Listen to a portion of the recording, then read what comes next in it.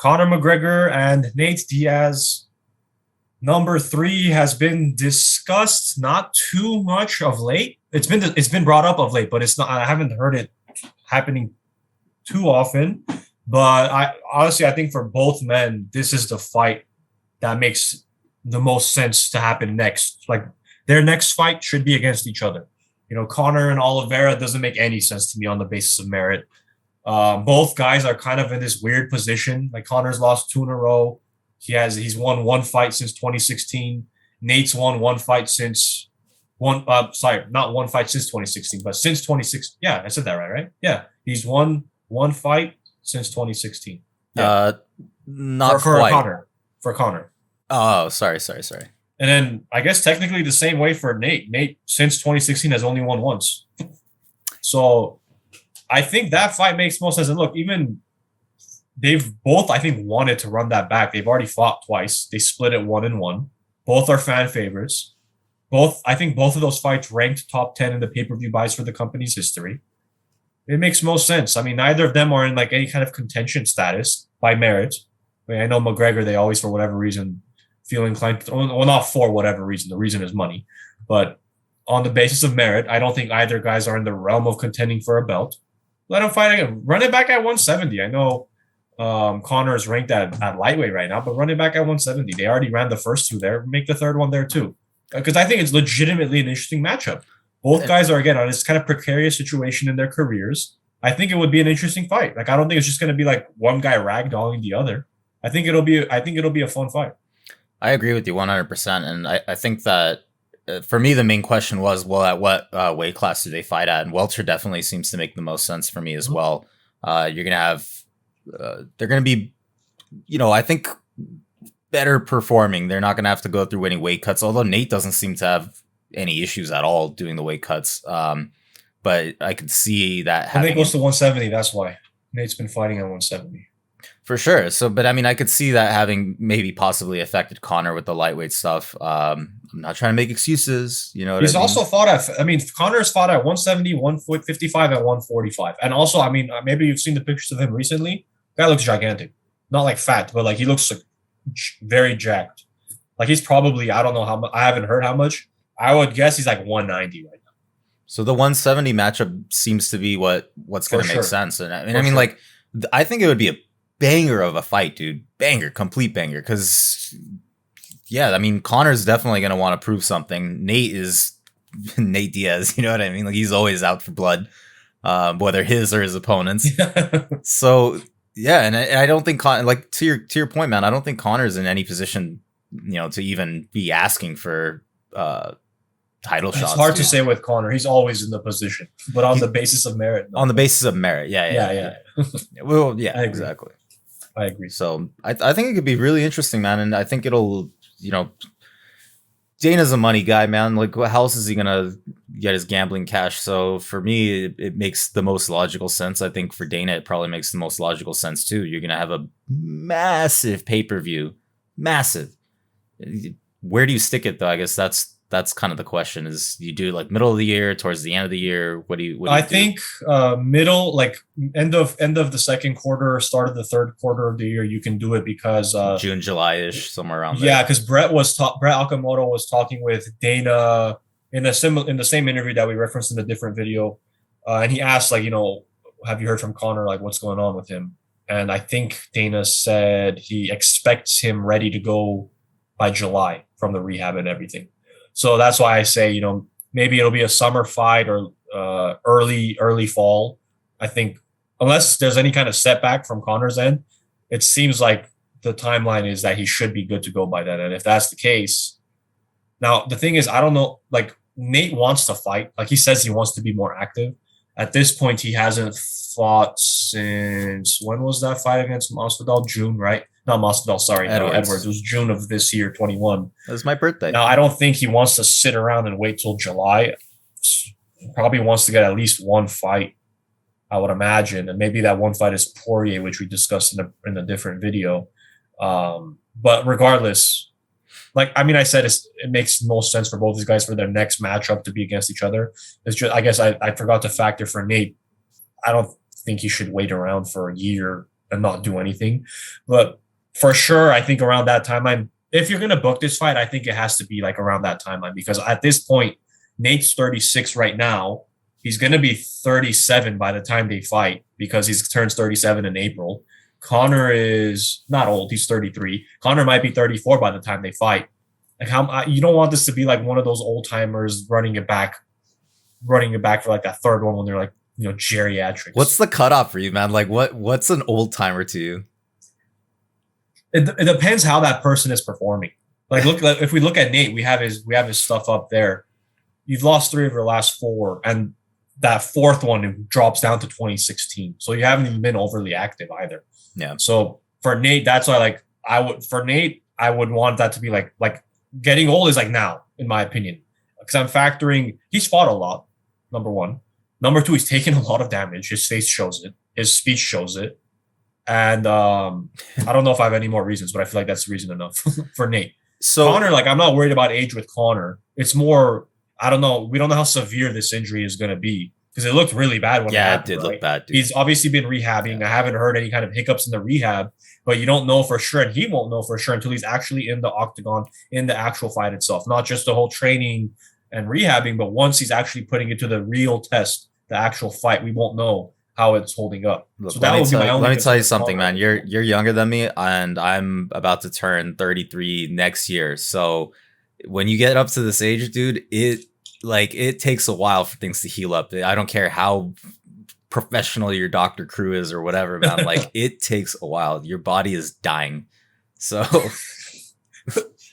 there's a difference though between your healing and their healing, I'm sure.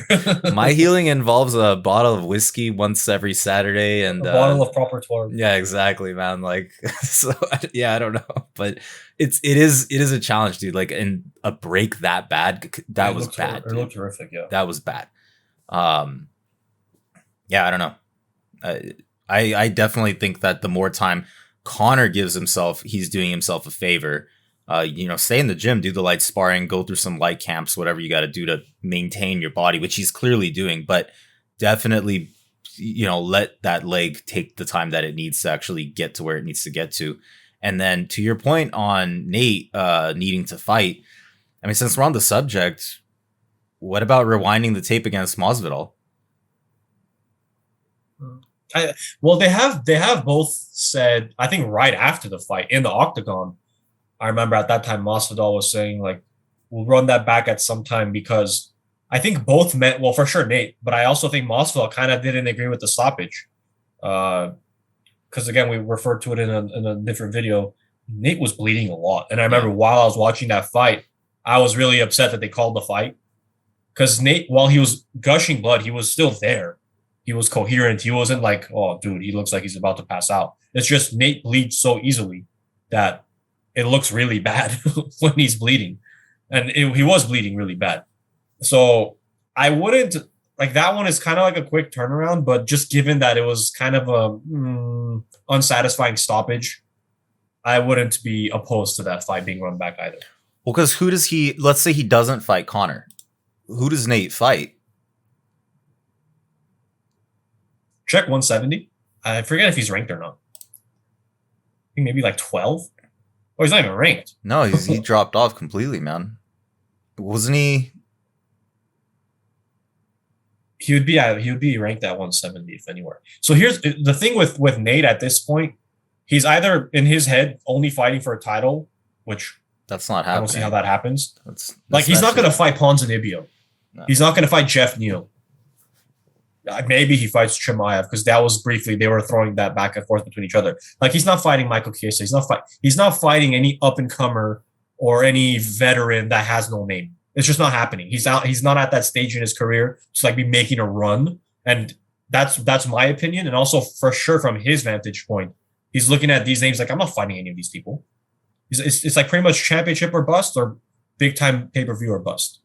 For sure. So none of these names even matter. Where he were to be ranked is irrelevant, honestly, for him. Well, I mean, that was my point about Masvidal. I mean, if you're talking about this actually fulfills both of his, requirements. It's a money fight and it's putting him back into the running.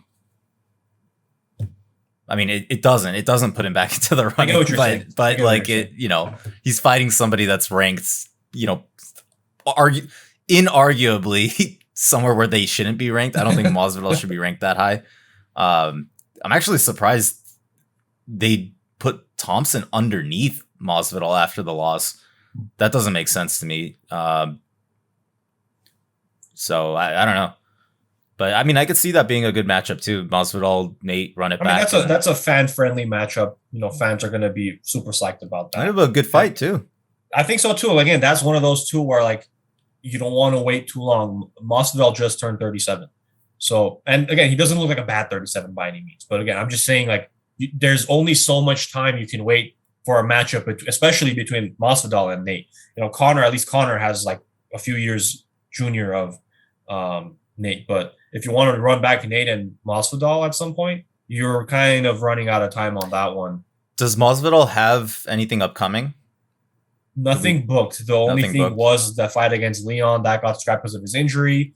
And he actually put out a video on YouTube, I think yesterday, saying like, I'm medically cleared. I'm ready to go. I'm waiting for someone to say yes. He was like he called out Colby. I think he called out Colby and a couple other people, I think. I don't remember if Nate was on the list. He may have been, but he called out like 2 or 3 people. It was like anyone can get it. So I mean, we're just doing the fantasy thing here, right? But I mean, like I think that could potentially make sense. So you throw Masvidal against Diaz. You do it sort of earlier in the year, maybe I don't know, like April, May, something like that, and then you keep the Conor and Nate for later on in the year, because by that point in June, that would give Conor that year that he needs. And that's not a bad proposal. Yeah, as early in the year as you can, you do Nate and Jorge, and then later in the year, George. You can turn around. Yeah, George. You can turn Nate around and have him fight Conor. I don't think that's the thing. I think Conor said, I'm fighting for a title when I come back. I mean, no, you're not, dude. Come on, man. We say that. We say that, but I mean, Dana was not very committed. We've seen Dana vehemently say this person's not fighting for a title. Yeah. Right? It's not like he's like coy or whatever about not saying it. But he's straight up come out and said it. So the fact that he was unwilling to commit to that. Who's he gonna fight though? You're gonna put him up against freaking Charles Oliveira or the victor? It would be the victor of Oliveira Gaethje, I would assume. I don't know, man. It doesn't make sense to me. No, it doesn't, because even the matchup makes no sense. Like none of these guys would ragdoll you. I don't even know if he beats Dariush, to be honest. That's what I'm saying. Not after. I mean, the performance he put on against Poirier both times was hot. It wasn't terrible. Look, it wasn't terrible. I thought it was hot poo poo. Oh, I disagree. I thought round one, before round one of the fight against Poirier number 2, I thought he was doing fine until he went for the guillotine. That made no sense to me. And then he had moments in round 1 of the first fight. Yep. I thought he looked better in the second. Not the first fight. The second fight. I thought he looked better in the second fight. Oh my gosh. Because they fought that one time way earlier. Yes. I thought he looked better in the third fight than he did in the second fight until when he went for that guillotine. Yep. No, I agree 100%. That's the other thing. I don't want to overreact on Conor's side too. I know he hasn't really had a meaningful victory since 2016, but at the same time, like those last 2 losses against Dustin, even though he lost pretty early on, it wasn't to the point where I'm like, dude, he looks hopeless out there. Maybe you throw him a bone and have him fight Tony Ferguson. That's been discussed too. Oh, that's been discussed too, because that's 2 fan favorites as well, right? And I think I actually saw the hypothetical line on that, and Conor was like minus 300, which again, I think it makes sense. I think that's a tough way to send Tony out, though. I mean, if he loses, I think that's it for Tony. Tony went from on top of the world to like in the pits, man. It sucks. He was like, I think he had won 12 fights in a row, and then he loses to Gaethje. First of all, he loses to Gaethje. Before Gaethje, he was supposed to fight Khabib for the belt. That didn't happen. Loses to Gaethje, loses to Oliveira, almost gets his arm snapped off. Somehow it doesn't happen, and somehow he doesn't tap. And then he gets pretty manhandled by Dariush. So after 11 or 12 in a row, to lose again against really top-notch competition, but still, like it's not just that he lost; he didn't look good at No, he didn't. At any point in the fights whatsoever. He didn't look like it. Was very strange. It's really weird to see some of these guys like they're talking it up before the fights. My training is this. I've never felt physically better. I'm mentally this, all of that. Then they get in the octagon and they don't do anything. And you wonder what the hell happened. Where was that guy that won 12 in a row? Was it just age? I can't imagine age, caught up that quickly. I wouldn't say it's age, man. It's everything else that surrounds it, dude. Like, and I'm not even gonna pretend like I know what goes on in a fighter's head, but like, so imagine you're losing, that's gonna do some damage. But then all the other crap that's happening around your life at that point too, family, kids, or lack thereof, or it could be 1,000 different things that just compound, and it happens, man. It happens. Yeah, I don't know. We'll see. Tony's like a whole different topic. We'll see what happens with him, but yeah, I think I do like your proposal then with Masvidal, Nate earlier in 2022 and then later in 2022. I honestly, regardless of outcome, Nate and Conor in Conor's return. Then if Conor beats him, then whatever. Then you can get back to the BS title conversation and all that. But fan service, this is a win-win for everyone. It's a win-win for the UFC. It's a win-win for Conor. It's a win-win for Nate. And it's a win-win for the fans. And Masvidal. Everything is true. Yeah, I mean, if that happens earlier. But I mean, just the matchup of McGregor and Nate, it makes sense for every single party involved. So the more we're talking about this, the more I'm kind of... Sorry, we could cut it short after I say this, though, because I just remembered something. So I guess Jake Paul had offered to fight... Is it Jake? Yeah. Yeah, so Jake Paul had offered to fight Masvidal, and they had thrown out like $5 million or something. Plus pay-per-view points. Yeah, and Masvidal is basically like, that's chump change. And then somebody had put up the stats of like Masvidal's total amount earnings throughout his entire career. 3.5 to 4 million. Yeah. So I'm like, well, I don't know if that's accurate because UFC doesn't disclose those payouts. And I also I've seen numbers circulate on social media. Like I saw it for this last event against Dawkins and Lewis. It said Lewis made 500 grand. But how do we know? Where are they getting the number from? It's not publicly disclosed unless they have an internal source. But it's like a random page. So I don't know. I'd like to think those are true just because oh, cool. Now I know how much they made. Not that I care. I'm not one of these people crying about fighter pay. But I just find it hard to believe that Masvidal had 50 fights and has made 4 million gross. I don't know if that's true. Especially the last couple of years where he's been able to really market himself after that flying knee against I'll say Aspinall against Askren. I don't imagine it's that low. But I mean, realistically, that fight's not happening anyway. Dana wouldn't let that happen.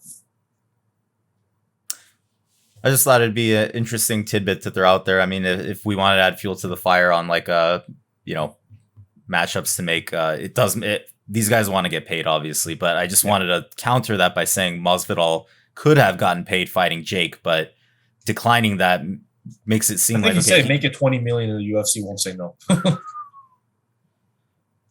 On top of the pay-per-view points. Yeah. I don't think the UFC would say no at that point, but I also don't say it's chump change because I can't imagine he's made 5 million in a fight. Bro, I'll take half of that to fight Jake Paul. Are you kidding me? Let's do it. Sean Strickland said the same thing. I don't know if did you see what he said? No. Sean Strickland's like, bro, give me 5 million. I'll fight Jake Paul to the death.